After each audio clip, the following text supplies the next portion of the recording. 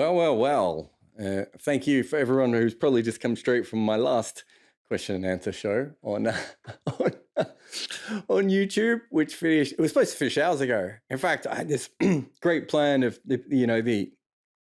there were 3 matches today, and me and Charlie get all our writing done. The World Cup mood board, which if you haven't seen, we're doing a show every day from the World Cup on my YouTube channel. We'd be fine. I can manage all this. Even the late Perth game's not going to screw us around as long as Pakistan win. Oh, Pakistan. The Mr. Bean of cricket teams, apparently, at the moment. Let's go on to some questions. Let us... I said that really loud and then couldn't find any. Aditya says, climate change is one of the biggest factors that will affect cricket's future, especially in South Asia, where temperatures are likely to rise to such levels that standing out in the sun for 3 hours will be impossible. Yet we don't see any discussion at this level, at any level, regarding the subject. So there is a Twitter account, and I'm sorry, I cannot remember the name of it off the top of my head, but there is a Twitter account dedicated to cricket and global warming and climate change and all those other things. There's certainly been some comments about it of recent times. I think maybe Jason Gillespie and some other players. There's been some articles. I think Dan Gallen might have written an article about it. So there actually has been a lot out there. Not to mention, I've written about the fact that in South Africa, they believe that one of the reasons they've started producing spinners is because their pitches have changed because of the earth actually heating up.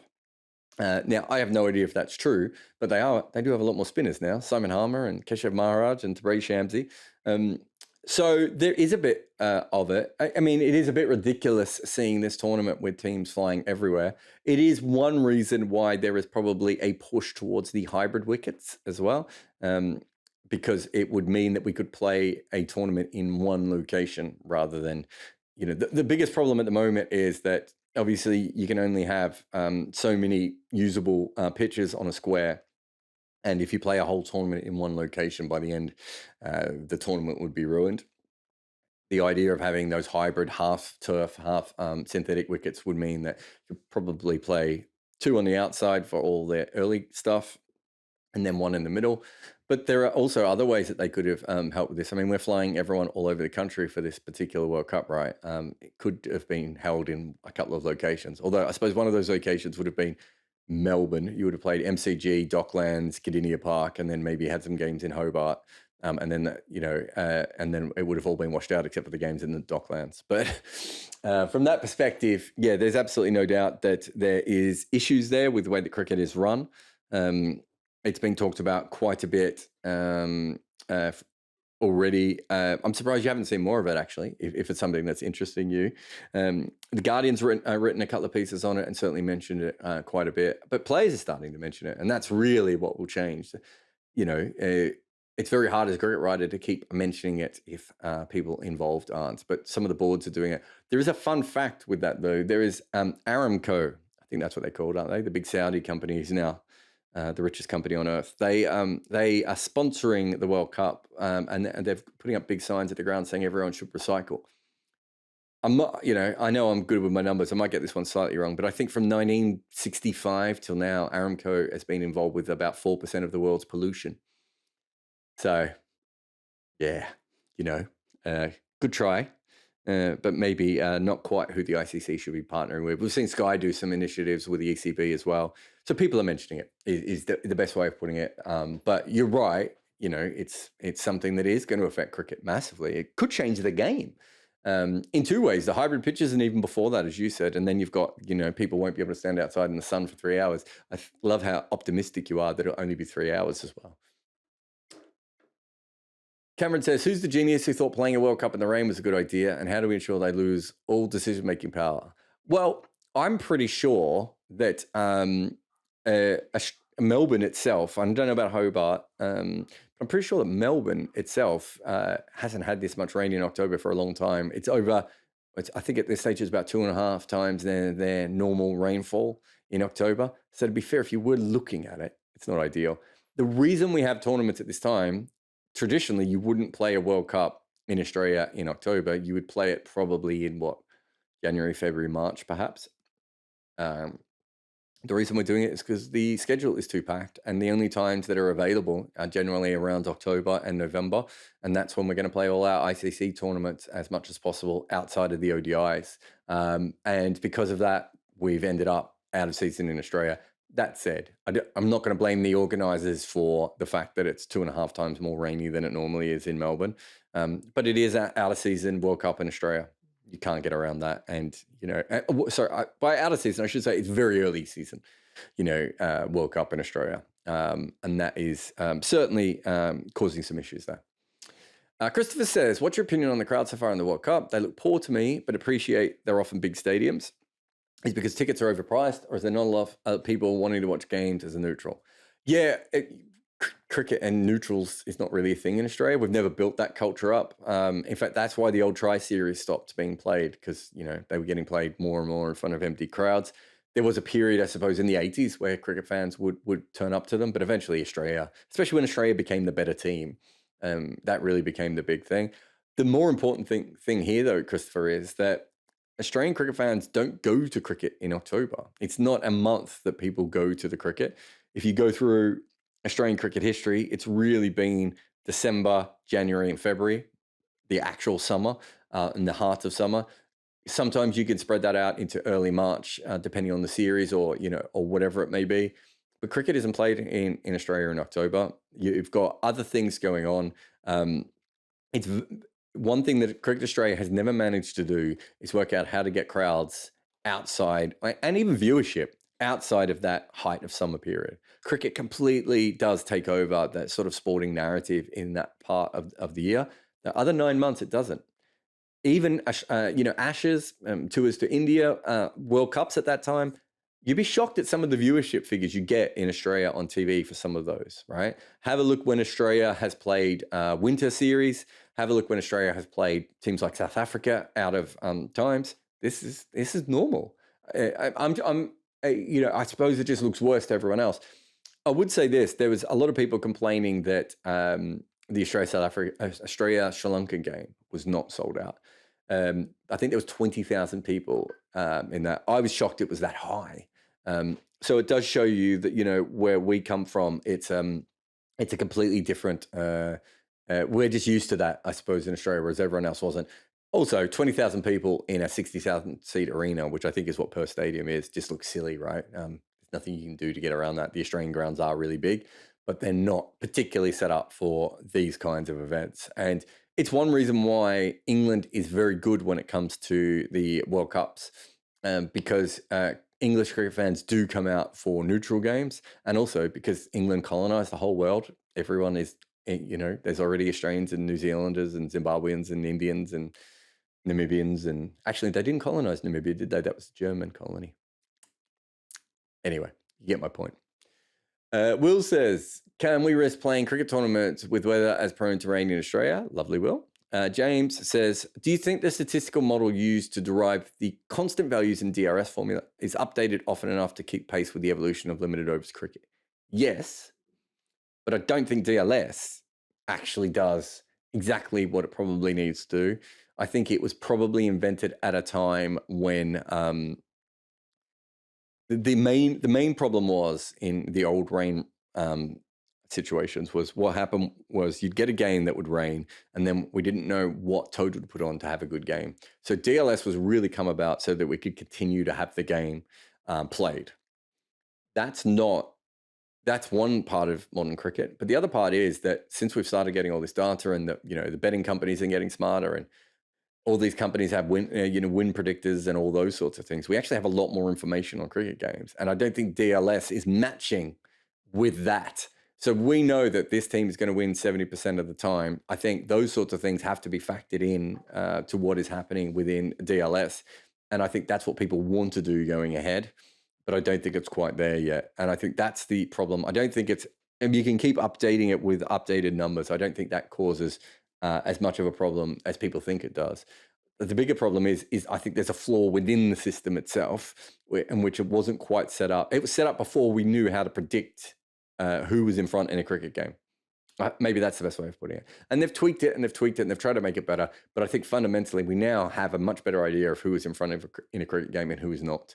And I think that should be brought into the system. And as it currently stands, I don't think there's any big movement for anyone to do that. We had the VJD system, we had DLS. I know there have been some other great people like Vishal Misra who invented ball by ball on Cricinfo, and those sorts of people have certainly looked at it. But as far as I'm aware, no one else has actually done anything that has moved the needle with any cricket boards. But there's so much more data out there now. I'd be shocked if someone doesn't come up with a better system, if I'm being honest. Here's my question, though, is will that better system be implemented? Probably not. James says, could you share an example of a major shift in your perspective on cricket based on something that you learned from exposure from cricket people from other countries' cultures? Ooh. Yeah, I mean, Australia it's not until you leave Australia that you realize how different cricket in Australia is to everywhere else. For good and bad, there's some really good things about Australian cricket. I think it really is played much more like a team sport than a lot of the other countries are. So I certainly think that is a positive in Australia's thing. But obviously, it's also played in a, an aggressive, nonsense way at times. There's lots of good things and bad things, I suppose I would say. So getting out of that bubble was really interesting. I've talked about, there's an old podcast actually, James, which I did with Subhash about traveling to the 2003 World Cup. That really changed the way that I realized people thought about Australian cricket, and therefore changed the way that I thought about Australian cricket. But I think I was always a bit of an outsider anyway. I don't think there are that many kids in Australia in 1992 whose favorite cricketer was Mushtaq Ahmed. So I think partly I come from that. I'm trying to think of what else. Yeah, I think I realized that Australian tactics can be a little bit dogmatic. So I think talking to other people from other cricket places allows you to think a little bit more laterally than Australian cricket sometimes does, which it sort of sees something and goes for it, but it doesn't realize, like the two raptors in Jurassic Park, it doesn't realize you can come in from the side. I'm trying to think of anything else. But yeah, I think that 2003 World Cup was certainly a big thing. Hanging out with South African and Indian fans specifically really did teach me a lot about the way that Australia was seen, but also the way that people looked at cricket outside of that. But yeah, I'm not sure there's anything else. That's the main one. I think that really is the reason had I not made that trip, I'm not sure I would have developed into the kind of writer I am today. I think I would have been more of an Australian cricket writer rather than an Australian cricket writer who writes about global cricket. And when I look at Australian cricket writers, I still see them in that. They didn't have that early experience in the same way. That hasn't shaped them in the same way. Plus, the other big thing for me was because I didn't, my editors were Sambit Bal, Usman Samiuddin, David Hops. You can throw someone like John Norman in as the boss at TalkSport.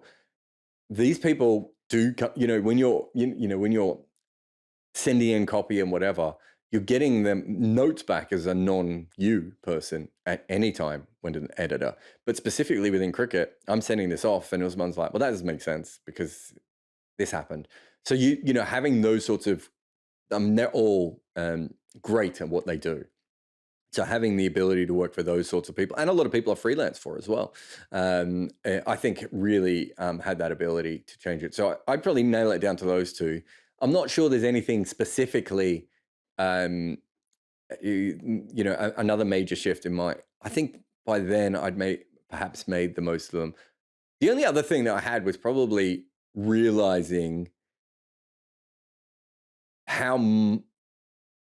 I didn't realize kind of a couple of times when I've gone to work in cricket, it just looks more professional from the outside. And then when you're in it, you do realize it's not really that kind of place. So that's probably not about, other countries and other cultures.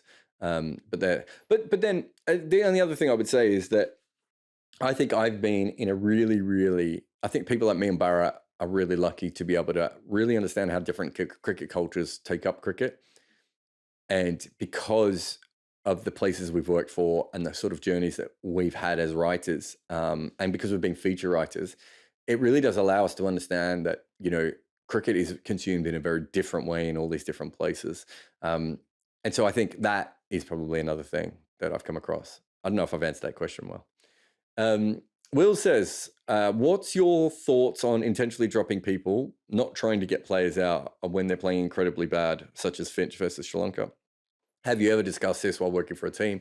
I've never discussed not trying to get players out, but it is that I can remember. I might have around the bar, but certainly not as a proper concept, because it's one of those things that you kind of have to discuss in the game. Like I don't think you'd ever want to do it before. You know what? Players probably think you'd jinx the game anyway if you did that. But I don't think it's something that you would talk about before. It might be something you talk about as a general concept. And I've never worked with an international team. So there might be an international team who might come across that as a concept. But when you're in franchise cricket, those sorts of deeper level conversations are harder to have.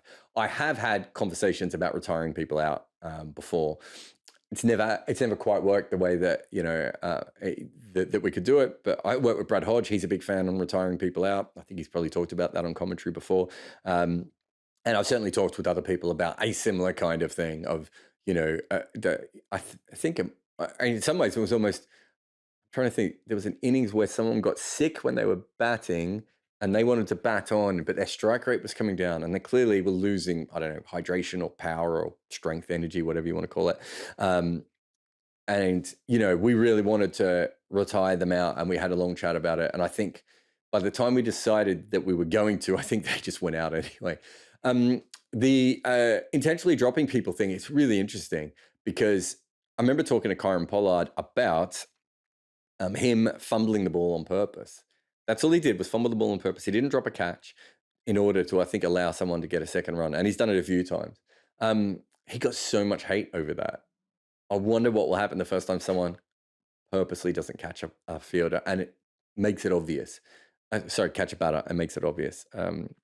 So I don't know how that will go. It won't be handled well within our sport. I think we can safely say that. Big thanks to everyone that was on all the Patreon people who asked all their questions there. So remember, they get to ask their questions first.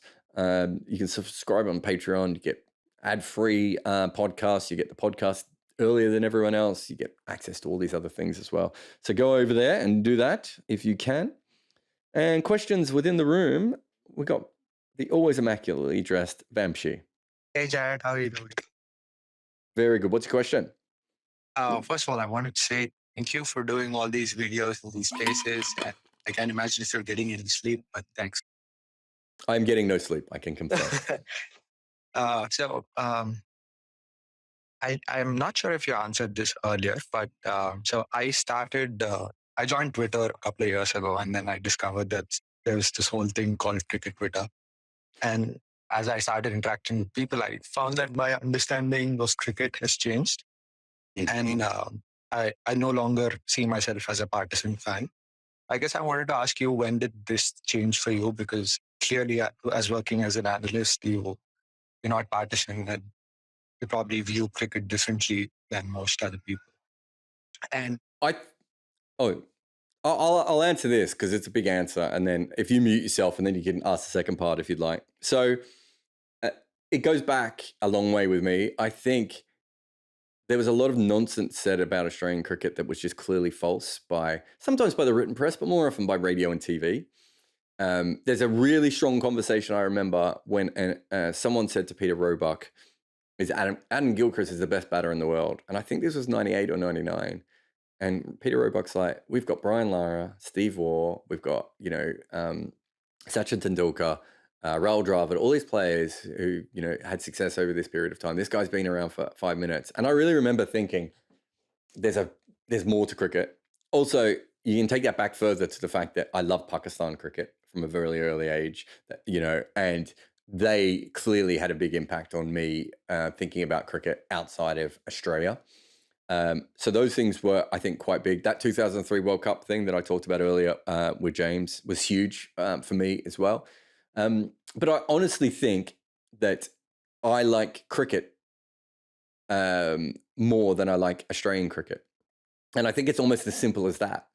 And I love Australian cricket as well. It just happens to be that for whatever reason, from a very early age, I grew up in a cricket environment. And for me, cricket was the most important thing. And it wasn't Australian cricket at the same point. That doesn't mean I haven't gone to Australia. I went to that World Cup with a Australian flag cape on, and I had 7, 8, 9. Actually, I didn't have that many Australian shirts when I was young. I had mostly Victorian shirts. I'm probably not partisan when it comes to anything to do with the Victorian team. I'm much better with Victorian players these days than I used to be. But yeah, I do think that there's that. Also, I just think that there's probably just an outsider bias to me in general. And so, I see things in a slightly different way than perhaps a normal person would. I don't want to get too psychological there, but I'm sure there's that also plays a part in it. Sorry, what was the second part of your question? Thanks for that. The second part was, how do you find cricket Twitter in general? And is there any favorite accounts of yours that you like? Would you mind recommending this? Yeah. I was kind of there at the start. I kind of feel like one of the forefathers of cricket Twitter. It's people like me and Ian O'Brien and Alex Bowden and I'm trying to think of some of the other Subhash. There was a lot of us, really early on that were involved in that. And we didn't know what cricket Twitter was, right? We're just talking amongst ourselves. Mostly we come from the blogs. So everyone I've just mentioned there had a blog, right? So we all came to cricket Twitter, and some of us stayed on it and some of us didn't. And, IOB doesn't tweet much anymore, and Alex doesn't tweet that much anymore. You can find him at the King Tweets, I think is his thing. He's still brilliant at what he does. He just doesn't do it as much. Subhash doesn't tweet much, but that early sort of 2008, I suppose, when we all went to Twitter. Yeah, so it was really early on. Brian might have been one of the first professional athletes in the world on Twitter. And by on Twitter I mean tweeting himself, being a part of the community, not just having an account or having it ghostwritten or whatever. And so I've seen it grow. I remember the first time I realized there was now Indian cricket Twitter and Australian cricket Twitter and all these. Like, that was really interesting to me because it's a bit like the way that Cricinfo grew, interestingly enough, which is it started as the whole sport and then it branches off into all the national things, which is different to how kind of cricket works outside of the internet. So I certainly... I think that's the sort of thing that I love. Look, I love, obviously the CricViz team is great. There's a lot of really good T20, like Cricket Dave. Himanish is obviously great. Cricketing View upsets people massively, but some of his stuff is absolute genius. There's Jonas, I forget what his account is called. Is it White Ball something? There's quite a few of those sorts of people. Charlie Reynolds, who is my co-writer on the Mood Board. I love his Twitter account, on cricket. Trying to think. There's this great young group of women that are coming through. And I don't want to name them, too many of them individually, but there's heaps of them. There's obviously Shratama is one of them. There's, some in New Zealand and a bunch in England. I find them really interesting because it's the first time I've kind of ever seen the women's voices as a group. You see strong women, even if you go back to cricket blogging, even if you go back to cricket writing, with, some of the great, with Chloe and Sharda and those sorts of people. But they're actually, so there's a cricket fanzine now. In the UK, and I think it might be written by people overseas as well.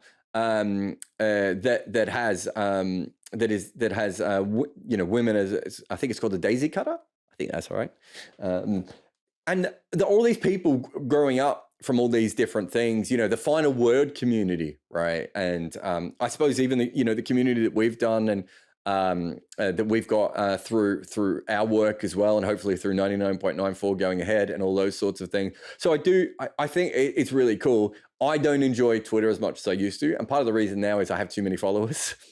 And so it's hard to tweet without getting 20 reply guys not understanding your joke, or 50 people being upset with what you've said. And I find it a little bit more tedious than I ever did before. From an information point of view, I still use it. I don't think I use it as much, but certainly from the data perspective, I probably use it. And then, there's Abhishek Mukherjee, who another person, him and Charlie, I mean, they're both writers, but in some ways I did kind of hire them as much as anything based on their Twitter personalities, right? And who they could be. So Abhishek works with me on Double Century, and Charlie obviously works with me on the Mood Board. Shratama works with us at 99.94. Michelle and Santoki over at West Indies on 99.04. Cricket with the Caribbean Cricket Podcast. But I sort of got to know them more through the Twitter originally than through that. So look, it would, there are a lot of really good, interesting people out there tweeting about stuff, and I'm probably not as good at finding those sort of people as much as I was. Although through 99.94, I've had to almost go back to that, and find those sorts of things. But yeah, I follow a lot of different people for a lot of different reasons. But I certainly, I don't think I personally enjoy Twitter as much as I once did. But I still think that cricket Twitter is a good place. And it's a perfect example of that is the Pakistan Mr. Bean story, right? Where you've got Pakistan put out a benign tweet, right? Some random Zimbabwe person is angry about something that happened 8 years ago or 6 years ago at the Harare Agricultural Show. And he puts a tweet on, and it just becomes those sorts of things like the Kumar's dad's tweets, which I had, a lot to do with. The Majid Haq tweets, what's slower than Majid Haq's bowling in the 2015 World Cup. Trott's fault, which another one I was, massively involved with. But even the ones I haven't been involved with, that root mass comes out of Twitter, right? That high level sort of stuff, and it can be really nasty and nonsensical and everything as well. But that really high level stuff where it's almost like stand-up comedy for cricket fans, cricket nerds, I should say. I love that. And I love that it exists. And, if I was a kid coming through now, I would just absolutely love to be in that environment. And I really enjoyed the first few years. Vish is obviously another great tweeter on cricket as well. I should throw in there. And there's heaps of them. I've tried to employ him before as well for stuff. But there's heaps of them. But those early years, I think, probably 2008 to 2013. And a lot of this has to do with how cricket Twitter grew, but also how my personal account grew. I really, really enjoyed my time there. And it's obviously become a slightly different place now than it was back then. But I still chuckle at, I love when there's I love when there's that sort of spontaneous joke that everyone is sharing at once, if you know what I mean. And it's not making fun of anyone. It's just part of a cricket narrative. That's the kind of thing I did with my friends. So from that perspective, I really still enjoy cricket Twitter. Anyway, mate, thank you very much for your questions. No worries. Oh, I don't know who was next now. I think it was Ashish. Ashish, you there? Ashish? Yeah. Oh. Hey, what's your question, mate? Hello. Good evening. Yeah. What's your question? Yeah. So so the Nuggets. I watched the NBA basketball as well. So I follow the Nuggets as well, and I follow content which DNVR do. The thing. So I was just wondering if the 99.94 network, is it partly inspired by what they do, like how they set up the DNVR network, Geo network, and THNX network? Is it somewhat inspired by that, or is this like a completely new thing? That is a very niche question, and thank you very much for asking. I love that. No is probably the best answer, only because DNVR are doing something slightly different, which I have tried to work out would work in cricket, and I'm not sure how I would make it work. So for those who don't know, Denver Nuggets is my NBA team and Ashish's NBA team. And they're 3-2 as we currently record this, and I think they're going to finish the second or third. Beat the Lakers. What else can we say? 2-time MVP, the Joker, probably finished second or third seed without any injuries, hopefully this year. And they have this network who follows them, and it basically comes out of SB Nation, which is sort of almost a blogging / podcast video network these days, where a guy called Adam Mares, and there's a bunch of other people. It's not just the basketball team, although DNVR is very much the basketball team was a big part of it, where they basically set up a bar. And first they used to do tailgate parties, and they used to do watch-along parties and all those sorts of things. And eventually they just took over a bar in Denver. And they have that, and they record podcasts and videos. They still do tailgate parties. They recently went to Serbia. I think they set up tailgate parties for the NFL game in London. The Broncos are playing and all that sort of stuff. It's a really, really good setup. I have actually, Ashish, reached out to Adam Mares, who's one of the main guys on the basketball sides of things and one of the co-founders of DMVR. But we've never had a chance to catch up. So he was very keen to do it, but we haven't had a chance. I'm hugely in awe of what they have to do. I wouldn't say that it has inspired anything to do with 99.94, only because I think there's this city based around multi-sports and an event space to go and watch it. That's not what I'm looking at doing with 99.94. 99.94 was more inspired by the fact that when I worked for Cricinfo, I realized that, and even before actually I worked for Cricinfo, I realized that there are so many people who are so passionate about cricket, but basically only cared about their team, right? And I didn't think they were being catered for by newspapers particularly well, because newspapers write for general audiences, right? And I had this idea, and back in 2011, we almost got it off the ground back then. So a long time, well before I was permanent with Cricinfo or anything like that.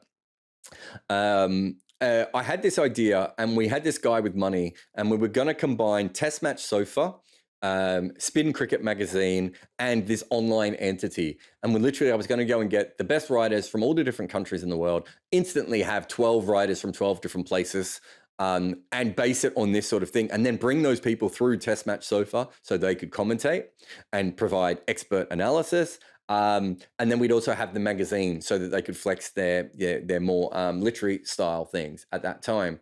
And it fell through.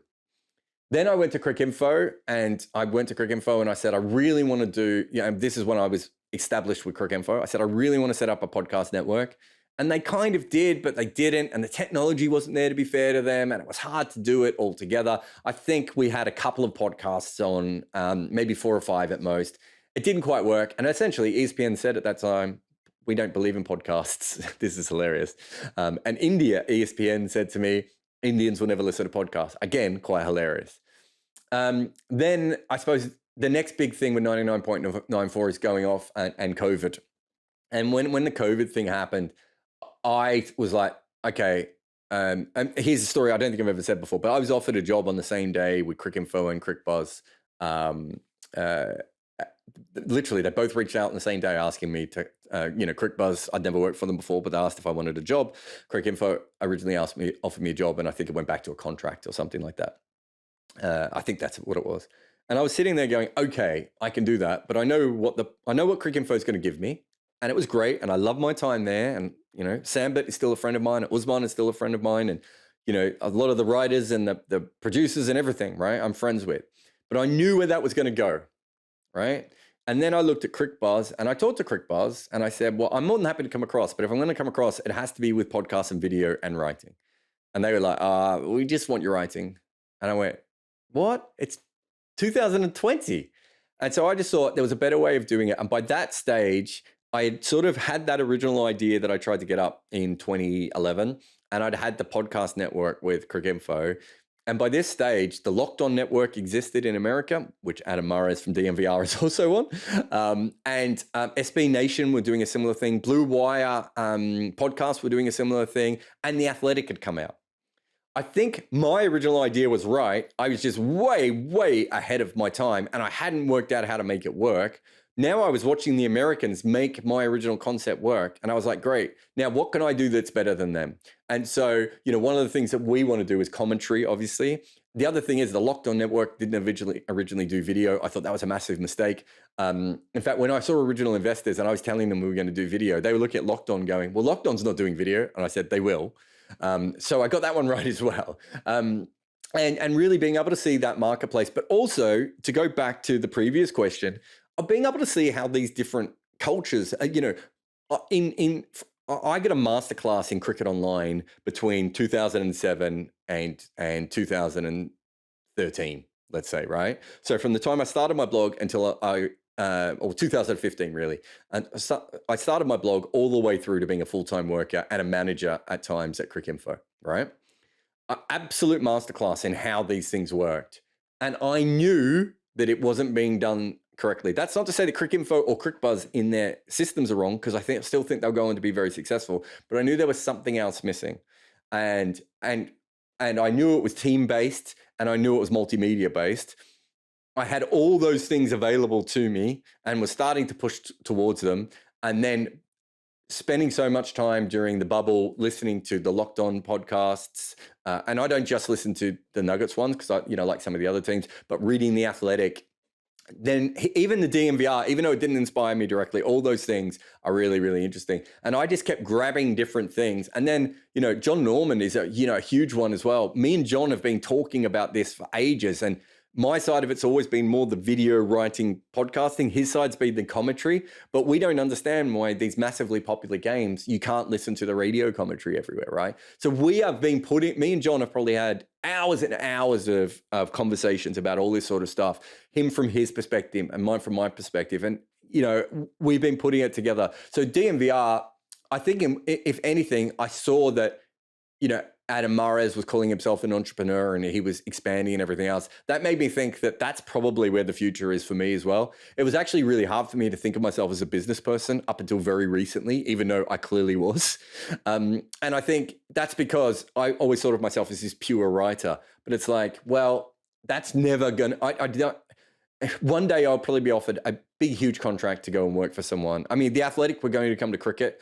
I would have expected an offer from them that probably would have paid me, what I would have wanted to work at. And that would have been the only thing that would have stopped me from creating this network. Outside of that, there were just too many things that have been driving me towards this idea for a very long time. And if anything, Adam Mares' skill as a broadcaster and as a communicator, and then also moving that across to his entrepreneur skills, made me think, do you know what? That's kind of what I am. And I've kind of always been a bit like that. I've just never been particularly good at bringing it all together. And, having someone like Vasu come on board and Shankar and the other people at 99.94, it started to come about. But there you go. The hell of a niche question, but thank you very much, man. Yeah, thanks for answering it. And thanks for following the Nuggets, you and everyone else. Maybe I can get some Nuggets followers from all this stuff. James, you there? Oh, James, you're on mute. I will leave you in for a sec. Oh, there he is. What's your question, mate? Oh, I'll just kick you out, James. You can come back in a second. I think there's something going on with your mutes there. All right. Kyle, you there? Hi, Jarrod. Hey, mate. What's your question? So I was thinking recently about win probability added. But when I watch T20 broadcasts, the only player value stats I see are impact numbers or fancy points, which are just sort of random. I don't know the scale. I don't know what what it's based off of. They kind of are meaningless stats to me because it's 160s or 140. And as you know, baseball bases its player value stats off the idea of a replacement level player, which I don't think works as well in cricket. But in a finite game, I think a WPA stat where every ball faced and ball bowled has a value added to a team's, win score that can be tracked on WinViz, it'd be really useful. Do you think, broadcasters might start using those stats more? Think there's something that could be gained from the average viewer, or is there a reason that they're not being used? They're not being used because the people involved don't really understand any of this and they're just getting to the others. I mean, you still got broadcasters putting up the BASRA, the batting average plus strike rate, which no one who does cricket analysis thinks anything of. So they're a bit behind. That one that you talked about, that was actually told to me a very long time ago by a key person within cricket in the administration side of things. And the reason that we thought at the time it wouldn't work is because we didn't think the match predictor models were good enough. But even on a basic level, I think that makes sense. After every ball, is your team more likely to win or less likely to win, right? So I do think that might be something going ahead. I think a bigger picture stuff that in some ways that's already happening, but I'm not sure if it's happening on that micro ball by ball system at the moment. But I reckon my friend told me that 5 or 6 years ago, and me and him have been thinking about it for a long time. It's something that if I ever get my own proper analysis team behind me, I think that's certainly, and I know who I want to use for that. There's a company called Intelligent Cricket who I've been talking to. I'd really like to do something like that with them, but I'd need to obviously pay them and have them on board and do them properly. But I think you're right. But I think there's heaps of things that we could use out there. You know, by this stage, we should be using true economy. And I don't just say that because I invented it and I'm really proud of it, but we should be using it because actual economy rate means nothing. Are you a positive or a negative for the overs you bowl is the only thing that matters. And there's a bunch of little things like that. And as you said, you know, the impact metrics, I think there are ways of doing it as positive strike, positive or negative strike rate and positive or negative economy. So true strike rate, true economy, all those sorts of things, which we have an ability to be able to do, which we're not doing yet. I think part of the problem is that, you know, the impact metrics, you have a look at Cricinfo's ones and some of the other ones that, you know, CricViz do and everything. It kind of makes it look ridiculous when one player's worth like 80 in a game. And I do think that hurts the brains of the old players' heads a little bit. But yes, I think we'll get towards it. It's really where we go from here. Do we follow the American market model of sort of separating it a little bit? Do we, you know, go into the sort of, you know, more football model of the way that they use the advanced stats? That's really interesting because in some ways, cricket fans are actually used to having advanced information on their screen. Even the Wagon Wheel is like 250 years old, right? Like not this podcast, I should say. But the actual, you know, someone drawing where the batter hits the ball, we're used to a lot of advanced information on the screen. But it's that finding that balance of whether you need split commentaries and everything else. But yes, I think they're getting better, but we're still a long way behind where we should be. Yeah, thanks. I mean, I think the win probability is such an easy thing for anyone to wrap their head around. It can be explained in like 15 seconds. So I would think so. Yeah, I think that's one that certainly we can have a look at. It's something that I'd really like to look at. That makes sense. But thanks for your question, mate. Wait, James might have written his down. Oh no, poor James. Even his question is empty. But James, if you want to come back in the group, I'll chat to you again. Basker, you there? Yeah, Jarrod. Yeah. So what? Hey, mate.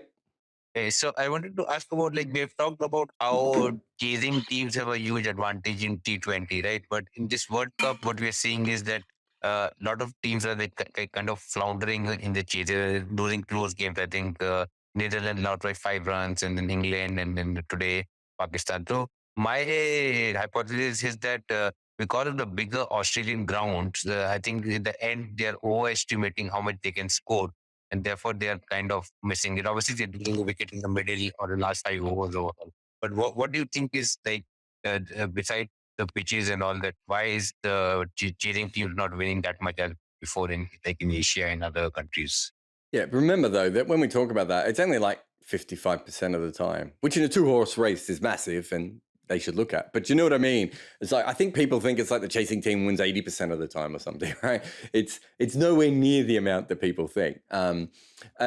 Yeah, I mean, the bigger grounds could be a part of it. I think it's probably more to do with the pitches so far, though, because the bowlers have been on top, right? So if you're saving it to the end, you've probably lost extra wickets.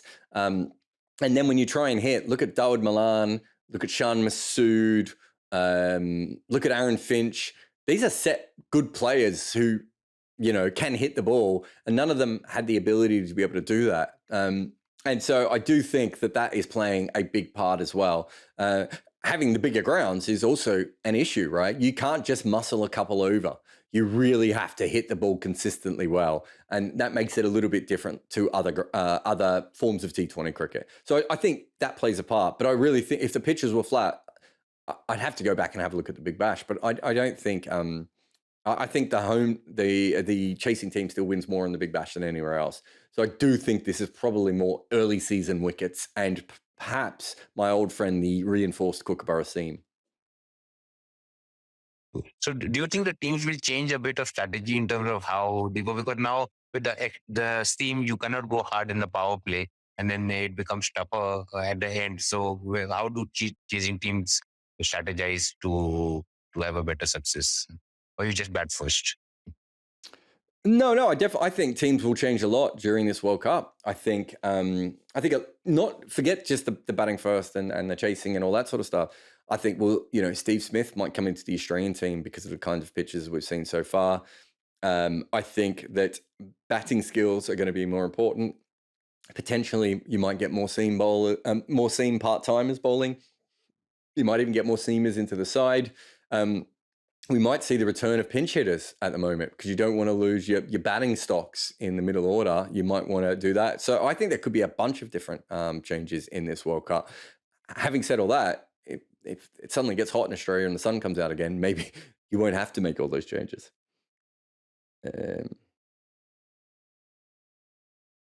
William, you there? Hi, I just wanted to ask because I've been really enjoying your latest series of Double Century, and also it's like the episode length was like the exact length of my commute, which is quite fun. But of all the teams covered, who was like the most unlucky, do you think, to have not got full membership? And like, if it's different, who do you personally wish had got full membership? Who do I think is most unlucky is Argentina.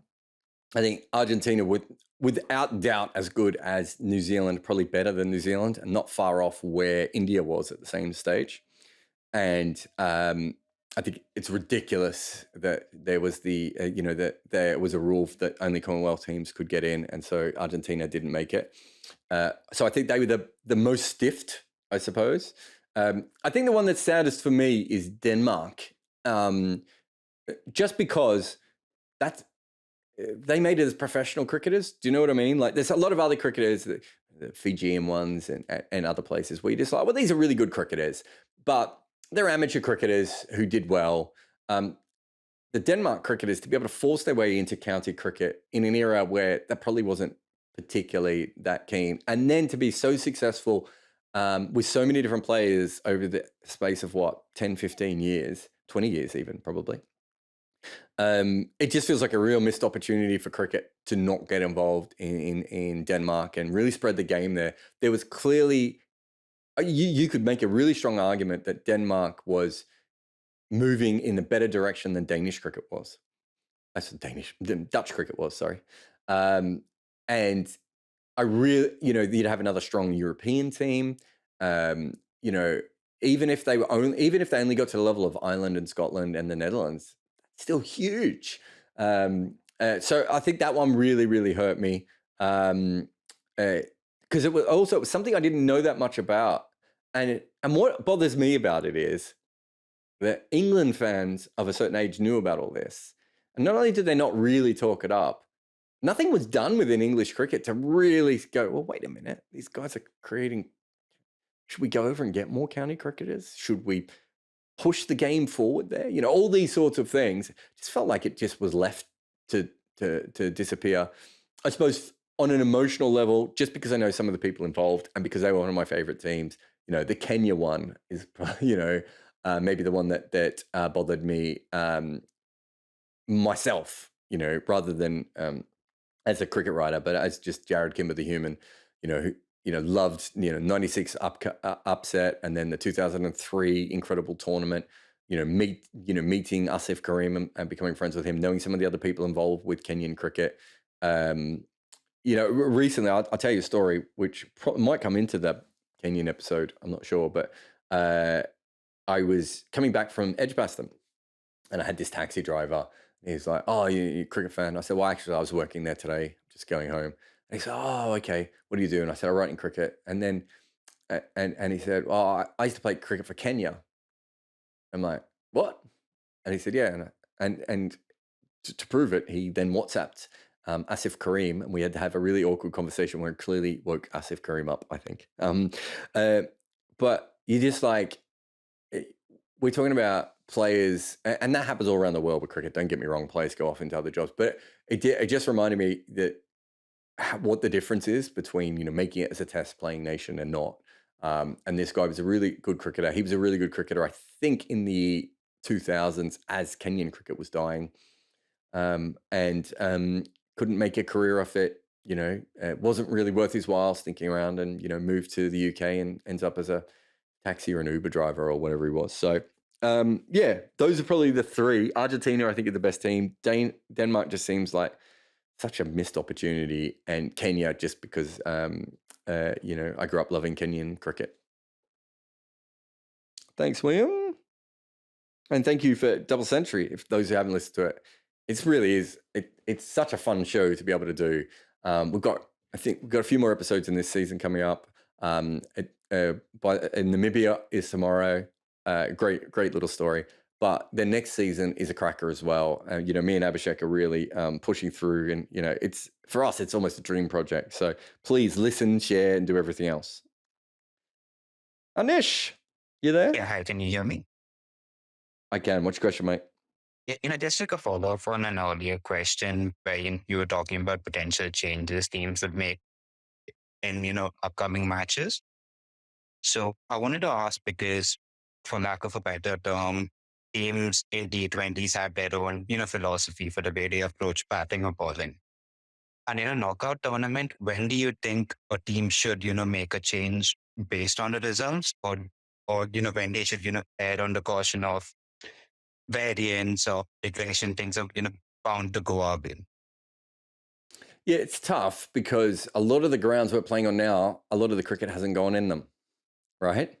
So if you're making a decision at the moment to change whether you bat first or bowl first, are you doing it based on games in Hobart and you're now in Perth, right?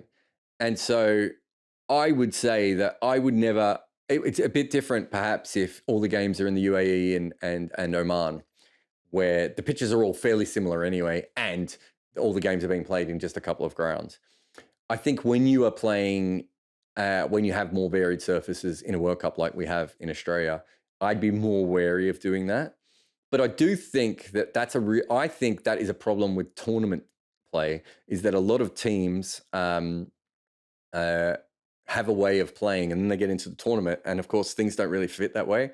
So my theory has always been that, especially when you're playing, you should always you should try and gerrymander it as much as possible, so that you are batting first and bowling first almost as many times as each other in your warm-ups, right?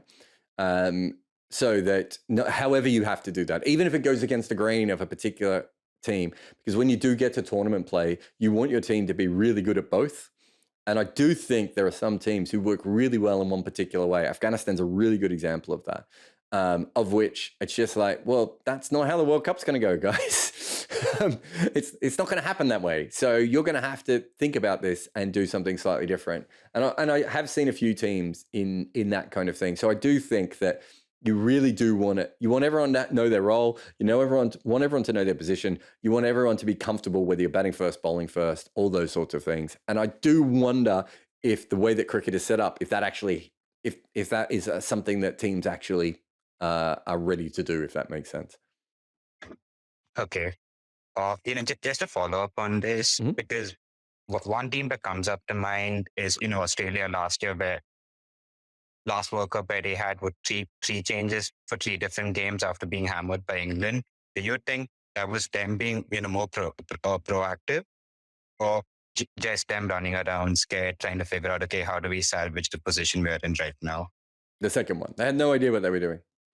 Mitchell Marsh made runs for them in the West Indies because no one else played in that series. They weren't really expecting to take him to the World Cup. Then they got there. Then they dropped him in the World Cup, and he ended up making runs and winning them the World Cup, right? And they had no idea what they were doing. Behind the scenes, they're very honest about that. I find it funny when I saw someone tweeting, some Australian writer the other day tweeting, oh, they should bring Justin Langer back. And it's like, Justin Langer didn't know what he was doing. They just won the World Cup. And the tournament can be that random, and the toss and everything else. So I think with all those sorts of things, you do need a degree of flexibility. You do need to think about matchups. Unless you are just absolutely the best team in cricket, I don't think you can just play the same 11 every game. Right across cricket, I don't think that's ever been the case. The West Indies change their team all the time, right? And Australia change their team all the time. So we know that is a part of the game, and so that you always have to keep that flexibility in. But in Australia's particular case, yeah, that was more random. Thanks for your question, Anish. Try and get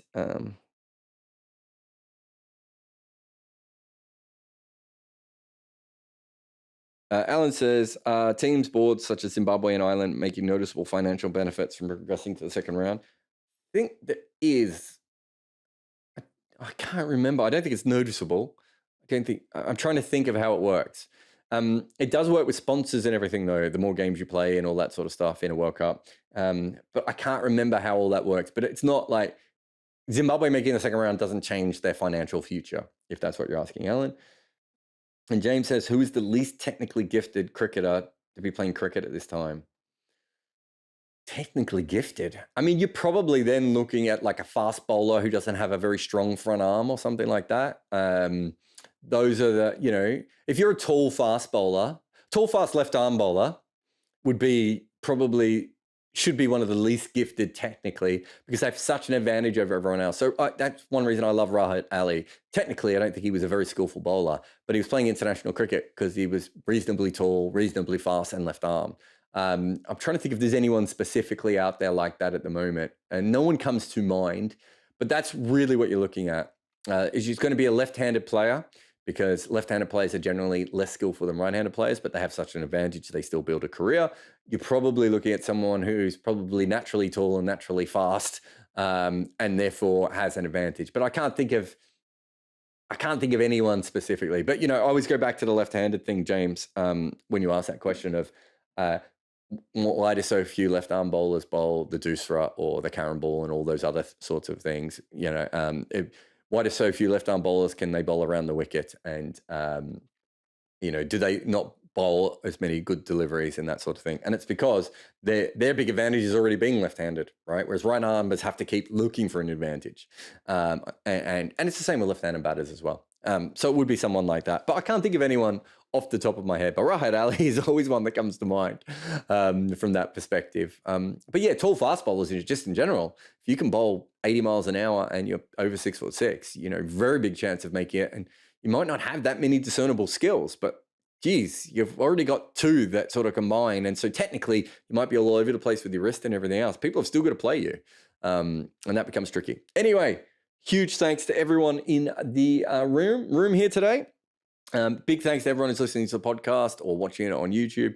Remember, every day of the World Cup, we're doing the World Cup mood board on YouTube.